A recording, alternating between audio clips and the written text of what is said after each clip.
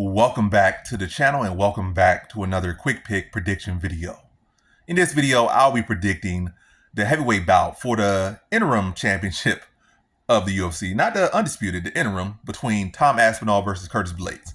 So they fought before. Blaydes won via Aspinall injuring himself, or whatever it may be. A win's a win. He won. They're rematching now for half the gold, or for a golden ticket, not the actual belt. But yeah, Tom Aspinall versus Curtis Blaydes 2. How do I already said how? Did I say how I feel about this one? Yeah, how do I feel about this one? I'm going average confidence, Tom Aspinall to beat Curtis Blaydes. There's still some question marks about Aspinall, to be honest. There's still some question marks. I'm not fully sold. I'm definitely sold on him being, a high caliber fighter. I'm definitely sold on him being, where he is. But like, am I sold on all of his holes, or am I sold on him, this being some pick he's supposed to easily walk with Blaydes? That's where I'm not completely sold on that, because Blaydes is still very much live here. No ifs, ands, or buts. He's still very much live here. Despite Aspinall beating this guy, beating that guy, and beating him well, I still feel like he can have weak wrestling, just like what's his name, Darren Till did. They trained at the same gym.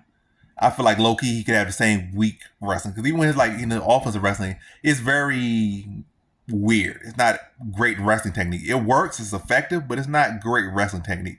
So if your offensive wrestling kind of weird, I expect you're not to be the most technical defensive wrestler either, or the great wrestler. I mean, not the greatest wrestler in general.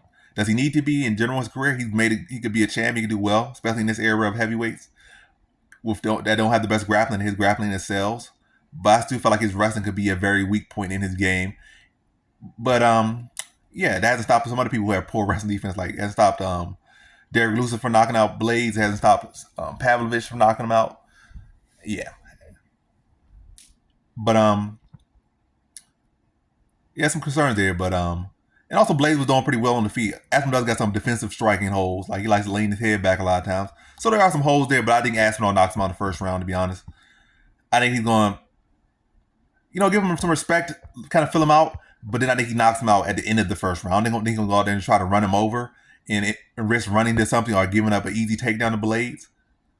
But I feel like he's going to fill him out a little bit early, then knock him out towards the end of the round. Probably like, just get a feel out of him. Then start to put some heat on. Once he started to get that range down, start to get a feel for him.